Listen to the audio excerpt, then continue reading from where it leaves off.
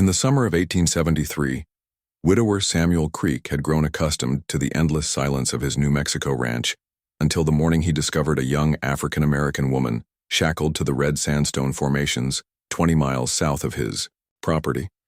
Left to die under the brutal desert sun by men who claimed she was stolen goods, the woman's eyes held a fire that told Samuel she had survived worse than chains, and something in that defiant gaze made him realize his lonely existence was about to change forever. The morning sun climbed over the New Mexico territory like a threat. Samuel Creek pulled his rifle closer as shadows moved beyond the barn. Sheriff Dalton's voice cut through the dawn air. "Come out peaceable, Creek. We know she's in there." Samuel pressed his back against the kitchen wall. Josephine crouched beside the window, clutching a worn leather satchel against her chest. Her dark eyes held the same defiance he'd seen 3 months ago in the desert. "You got no right," Samuel called back. "She's my wife." Dalton's laugh carried no warmth. "That don't change what she is. Stolen property is stolen property." A warning shot splintered the doorframe. Josephine flinched but didn't cry out. Samuel had learned she never cried out. "Samuel." Her voice was barely a whisper. "There's something I never told you." Another shot shattered the kitchen window. Glass scattered across the wooden floor like stars. Samuel reached for her hand and found it steady despite everything. The sound of boots circled the house. Samuel counted at least 4 men, maybe 5. Too many for a fair fight. "How did we get here?" he whispered. 3 months earlier, Samuel Creek had been driving his supply wagon back from Las Cruces when he saw the buzzards. They circled something beyond the red sandstone formations that jutted from the desert floor like broken bones. He found her chained to the rocks. The iron shackles had worn her wrists raw. Her dress was torn and sun-bleached. She couldn't have been there long or she'd be dead. The desert didn't forgive. Samuel approached slowly. Her eyes tracked his movement like a wounded animal deciding whether to fight or flee. "I'm not here to hurt you." She said nothing. He knelt beside the chains. The metal was hot enough to burn skin. Someone had used good locks. Professional work. Who did this? Men. Her voice was hoarse from thirst. Said they were taking back what was stolen. Samuel pulled bolt cutters from his wagon. The chains broke with sharp cracks that echoed off the stone. She rubbed her wrists, but didn't stand. "You got somewhere to go?" She looked toward the horizon. Nothing but empty land in every direction. "No." Samuel offered his water flask. She drank carefully like someone who'd learned not to waste anything. "I got a ranch about 20 miles north. You can rest there." Suspicion flickered across her face. "What do you want?" "Nothing." The word came out harder than he meant. "I just don't leave people to die." The ride back passed in silence. She sat rigid beside him on the wagon seat, ready to jump at the first sign of trouble. Samuel kept his hands visible and his movements slow. His ranch house stood small and weathered against the vast sky. 2 years since Mary died, and it still felt too empty, too quiet. "You can take the spare room," he said. "Door has a lock." She studied his face. Whatever she saw there made her nod. That night, Samuel lay awake listening to her move around the house, testing the windows, checking the door. He understood. Trust was a luxury she couldn't afford. Morning brought Sheriff Dalton. The lawman rode up while Samuel was mending fence near the house. Dalton was a thin man with pale eyes that saw too much. "Got reports of a runaway in these parts." Samuel kept working. "That's so." "Young colored woman. Someone's offering good money for her return." The fence wire cut into Samuel's palm. He'd wrapped it too tight. "Don't know anything about that." Dalton's horse stamped impatiently. "Mind if I look around?" It wasn't really a question. Josephine appeared on the porch at that moment. She wore one of Mary's old dresses. It fit her better than it had ever fit his wife. "Morning, Sheriff," she said. Dalton's eyes fixed on her like a hawk spotting prey. "And you are?" Samuel spoke before she could answer. My wife. The lie surprised him as much as anyone. Josephine's face went carefully blank. Your wife. Dalton's voice carried no belief. When did you marry? Last week. Samuel dropped the fence tools and walked toward the porch. Private ceremony. Convenient. Samuel stopped 3 feet from Dalton's horse, close enough to reach the bridle if needed. Something you want to say, Sheriff? Dalton studied them both. His gaze lingered on Josephine's face like he was memorizing it. Just doing my job. He touched his hat brim. Congratulations on your marriage. The sheriff rode away, but his threat hung in the air like dust after a, windstorm. Josephine waited until Dalton disappeared over the ridge before speaking. Why did you do that? Samuel picked up his tools. The fence still needed mending. Seemed like the right thing. You don't even know me. I know enough. She was quiet for a long moment. When she spoke again, her voice carried something like hope. He'll be back. I know. This could bring you trouble. Samuel looked at her standing in his doorway. The morning light caught the determination in her face. She'd survived being chained in the desert. She'd survive whatever came next. Maybe, he said, but some trouble's worth having.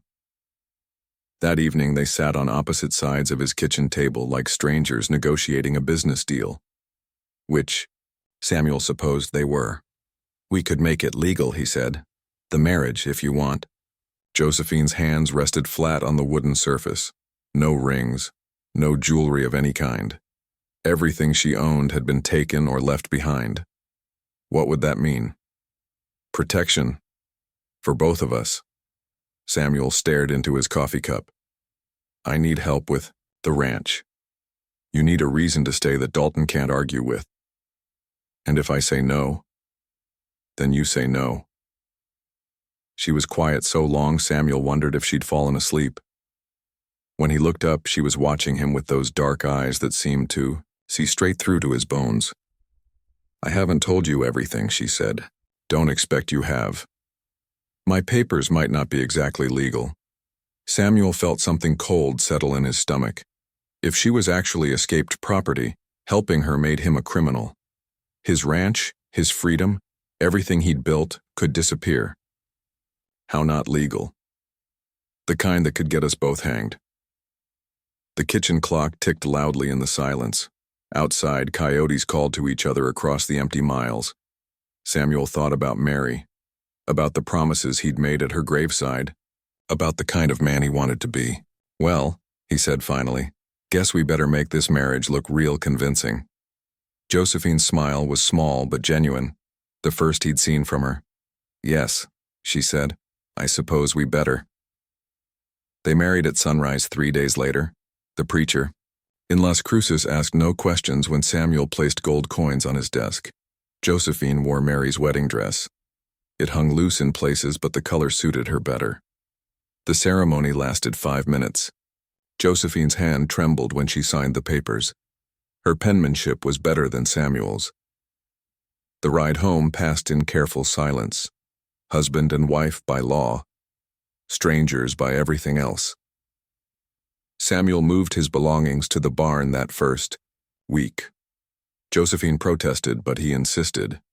Married couples shared space gradually. They had time to figure out the rest. The drought hit hard in July. Wells ran dry across the territory. Samuel's cattle gathered around the few remaining water, holes like pilgrims at a shrine. He counted losses every morning.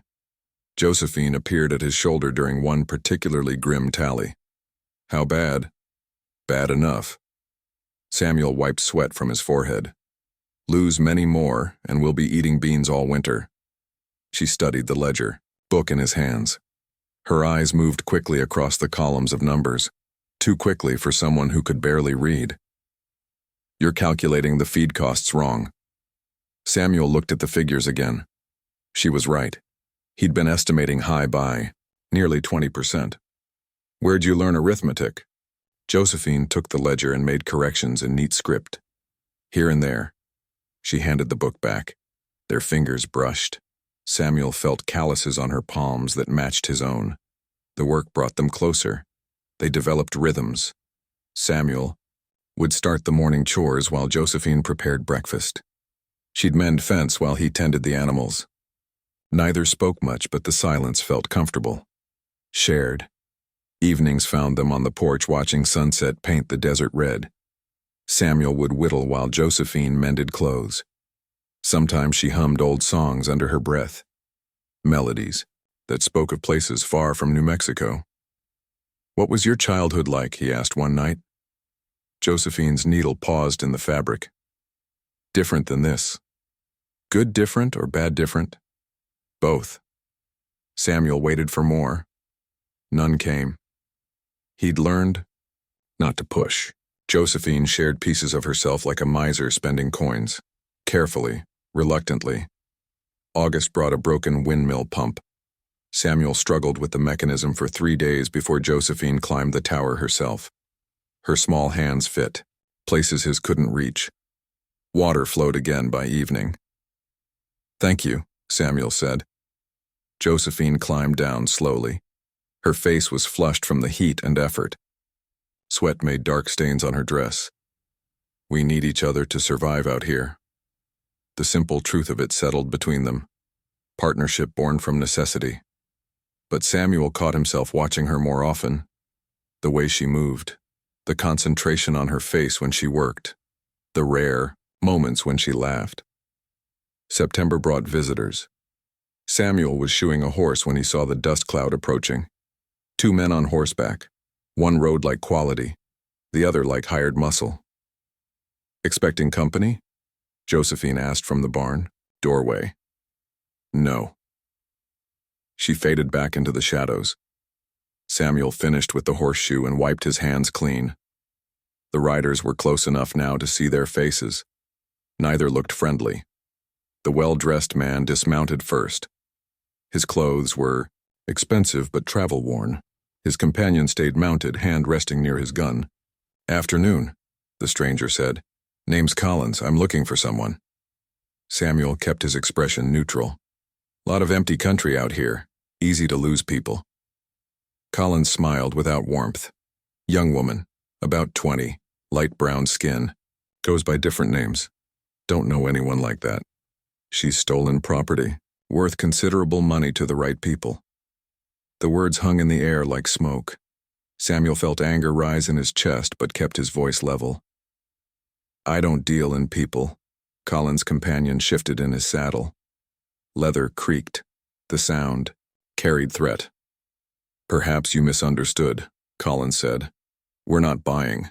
We're collecting what already belongs to us." Samuel stepped closer, near enough to grab the man's horse if needed.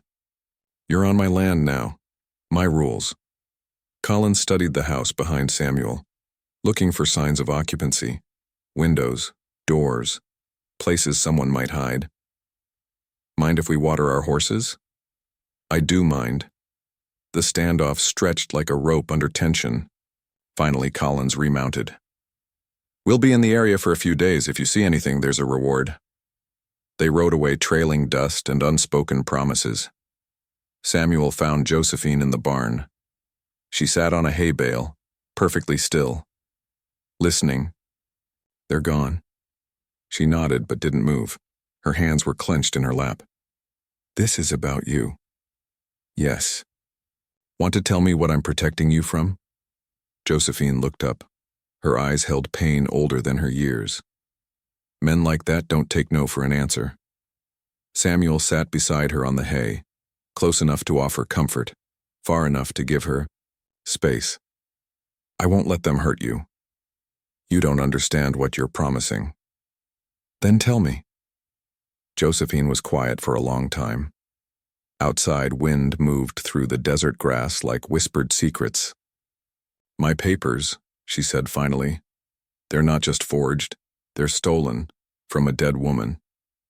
Samuel felt the ground shift beneath him. If she was carrying a dead woman's identity, the legal complications multiplied beyond counting. "Who are you? Really?" "Someone who shouldn't exist." The admission cost her.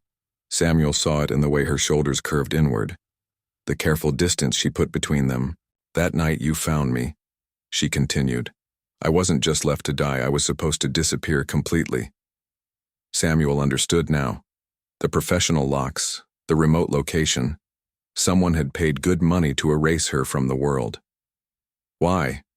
Because of what I know, what I've seen. She pulled something from her dress pocket, a folded paper worn soft from handling.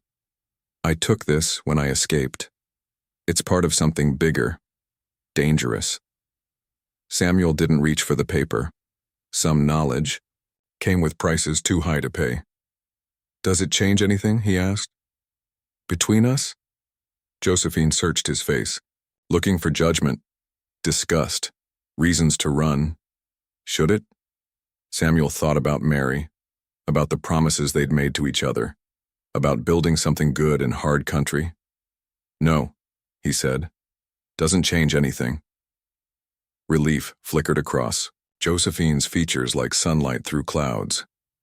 That night they sat closer on the porch, not touching but aware of each other in new ways. The distance between them had shifted, still present but no longer insurmountable. "What was your wife like?" Josephine asked. Samuel carved another curl of wood from his whittling. "Kind, gentle, too good for this place." "She died in childbirth." It wasn't a question. Samuel nodded. "The baby, too. Winter was bad that year. Couldn't get to town for help." Josephine's hand moved toward his, then stopped. The gesture spoke, louder than words. "I'm sorry. Me too." They sat in comfortable silence as stars emerged overhead. The desert night wrapped around them like a shared blanket. Samuel realized something had changed between them. Partnership was becoming something deeper, more complicated, more dangerous, because caring for someone made losing them hurt worse. And men like Collins didn't give up easily. October brought news from town that changed everything. Samuel's neighbor Martinez rode out with supplies and gossip. He accepted coffee on the porch while his horse rested. "Strange thing in Las Cruces," Martinez said. "Well-dressed colored man posting notices everywhere, looking for his sister." Samuel kept his face neutral. Beside him, Josephine's cup rattled against its saucer. "What kind of notices?" "Missing person, Josephine Washington, from Kansas. Families offering serious money for information." The name hit Samuel like a physical blow. He glanced at Josephine. Her face had gone pale as winter sky. Martinez continued talking, but Samuel stopped listening. Washington. Not the name she'd given him, not the name on their marriage certificate. "You see anything like that, you let me know," Martinez said, mounting his horse. "That kind of reward could set a man up for life." After Martinez left, Samuel and Josephine sat in heavy silence. The desert wind carried the scent of rain, but no clouds marked the horizon. "Washington," Samuel said finally. Josephine set down her cup with careful precision. "My real name. The man looking for you. Your brother. Thomas." Her voice was barely a whisper. "I haven't seen him in 2 years." Samuel felt pieces of a puzzle shifting in his mind. Josephine Washington. A family with money. Enough money to post notices across the territory. "You weren't running from slavery?" "No." "You were kidnapped?" Josephine nodded. The admission seemed to age her before his eyes. "Why didn't you tell me?" "Because Thomas finding me means they'll find me too. The men who took me." She looked toward the horizon where Martinez had disappeared. "And now they know exactly where to look." Samuel understood. Her real identity wasn't protection. It was a death sentence. That night, Samuel found Josephine packing her few belongings. Her movements were quick, efficient, practiced. "Where will you go?" "Doesn't matter. Far from here." Samuel watched her fold Mary's dresses, the ones she'd worn while learning to be his wife. "What if you stayed?" Josephine's hands stilled. "They'll come for me, Samuel. When they do, they'll kill anyone in their way. Let them come. The words surprised them both. Samuel hadn't planned to say them, hadn't planned to mean them so completely. You don't understand what you're saying. I understand plenty.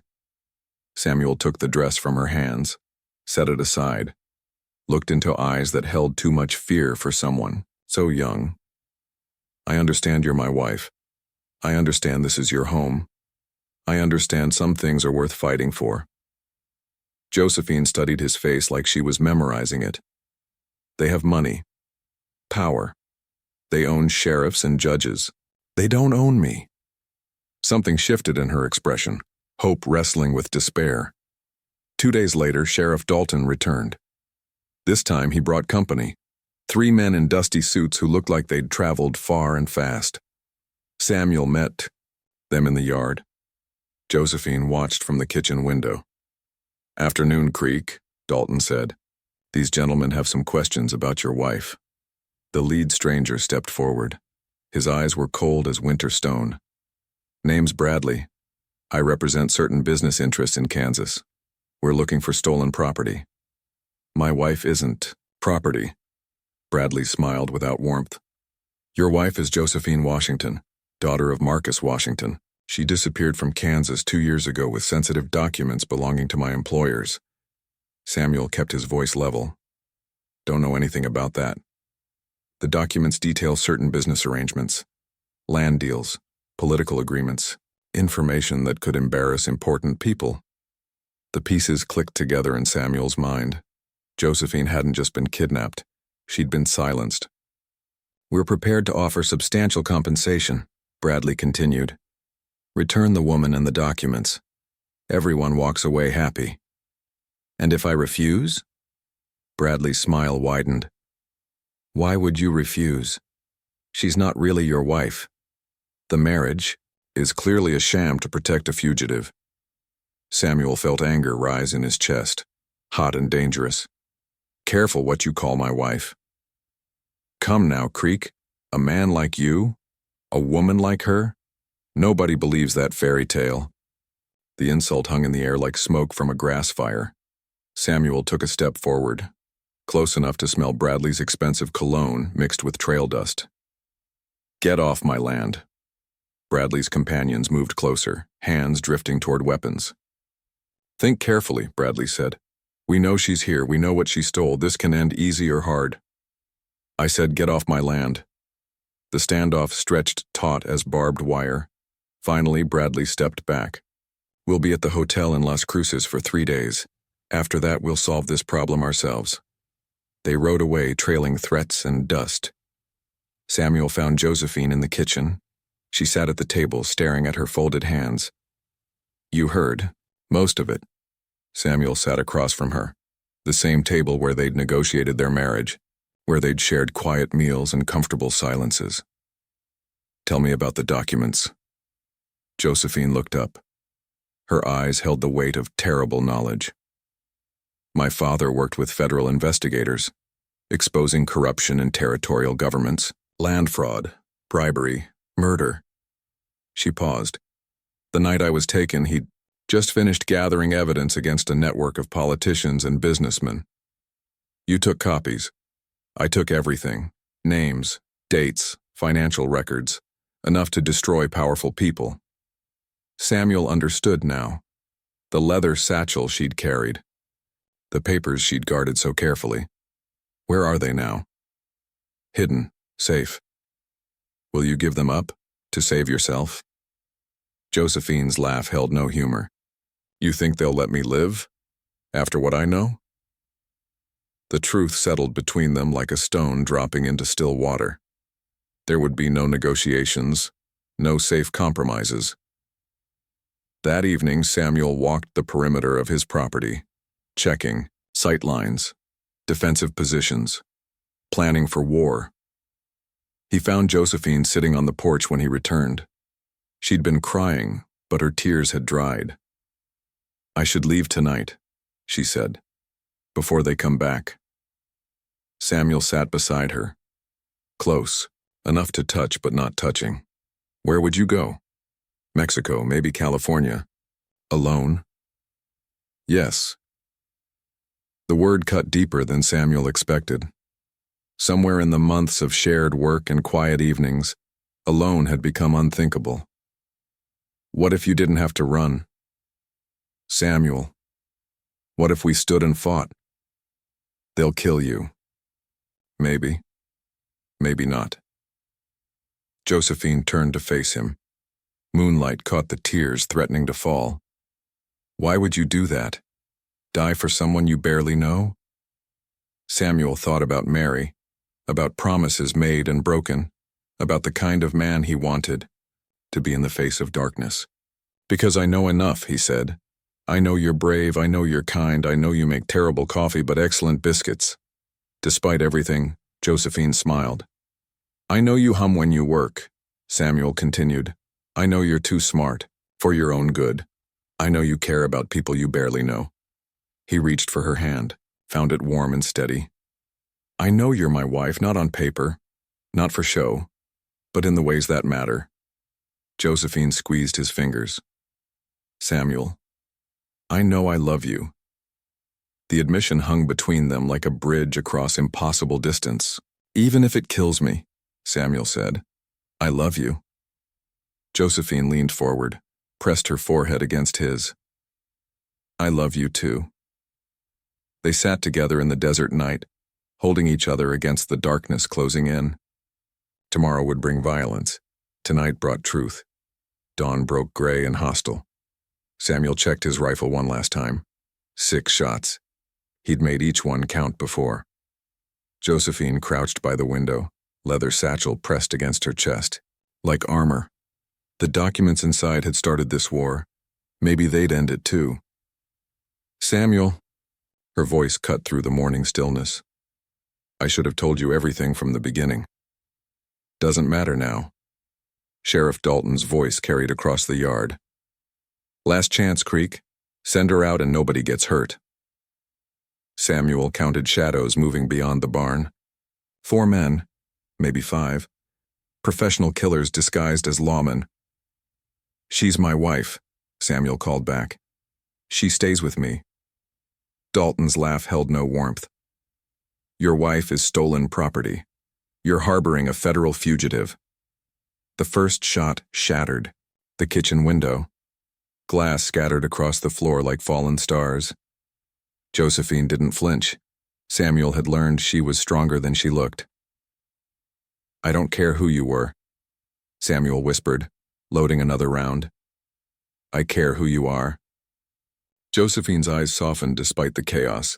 Love declared in the face of death. More shots peppered the house. Methodical. Controlled. They weren't trying to kill yet, just wearing down resistance. Samuel fired back. His bullet caught one of Dalton's men in the shoulder. The man spun and dropped behind a water trough. How many? Josephine asked. Too many. The siege settled into deadly rhythm. Shots and silence. Movement and stillness. Samuel rationed his ammunition while Dalton's men seemed to have endless supplies. By noon, the summer heat made the house an oven. Sweat stung Samuel's eyes. Josephine shared her water without being asked. They'll wait us out, she said. I know. We could surrender. Samuel met her gaze. Is that what you want? Josephine touched the satchel. These documents could destroy innocent people along with the guilty. Or they could save innocent people from the guilty. Truth hung between them like smoke from a grass fire. A new voice cut through the afternoon stillness, clear, educated, carrying authority that made Dalton's men pause. Federal marshals, lower your weapons. Samuel risked a look through the shattered window. A tall black man in a fine suit stood beyond the barn. 3 men in federal badges flanked him, their rifles pointed at Dalton's crew. Thomas, Josephine whispered. Her brother had found them, but whether as salvation or damnation remained unclear. Sheriff Dalton, Thomas called. You're under arrest for kidnapping, conspiracy, and violation of federal law. Dalton's voice cracked like breaking glass. These men are bounty hunters, operating within territorial authority. These men are criminals, As are you. The standoff shifted. Dalton's hired guns looked between their employer and the federal badges. Money was good. Hanging was permanent. One by one, weapons hit the dirt. Samuel emerged from the house slowly, rifle ready but not aimed. Josephine stayed beside him, close enough to touch. Thomas approached with careful steps. His resemblance to Josephine was unmistakable. Same intelligent eyes, same stubborn chin. Sister. Thomas. The reunion held no warmth. Too much pain lay between them. Father's been looking for you, Thomas said. I know. He thinks you're dead. Maybe that's better. Thomas studied Samuel with calculating eyes. This your husband? Yes. Legal marriage? Legal enough. One of the federal marshals approached with Bradley in shackles. The businessman who'd threatened Samuel looked smaller now. Diminished. We've been tracking this network for months, the marshal explained. Your wife's testimony will be crucial for prosecution. Josephine clutched the satchel tighter. What about the documents? Evidence. They'll help convict some very dangerous people. Samuel felt the tension leave Josephine's shoulders. The burden she'd carried alone was finally shared. Thomas stepped closer. His voice dropped to family intimacy. You could come home now. Father's built a good life in Kansas. Safe. Comfortable. Josephine looked at the ranch around them. Broken windows. Bullet holes. Blood in the dust. Not much to recommend it. But home wasn't a place. It was a choice. I am home. Thomas followed her gaze to Samuel. Understanding flickered across his features. You love him? Yes. And you? Thomas addressed Samuel directly. You love my sister? More than life. Thomas nodded slowly. Then I suppose we have a wedding to celebrate properly. The trials took 6 months. Josephine traveled to Kansas twice to testify. Samuel went with her both times. Her family welcomed him with careful politeness that gradually warmed to genuine affection. The corruption network collapsed under federal investigation. Dalton received 20 years in territorial prison. Bradley and his associates faced federal charges that would keep them locked away for life. Samuel's ranch prospered with investment from Josephine's family.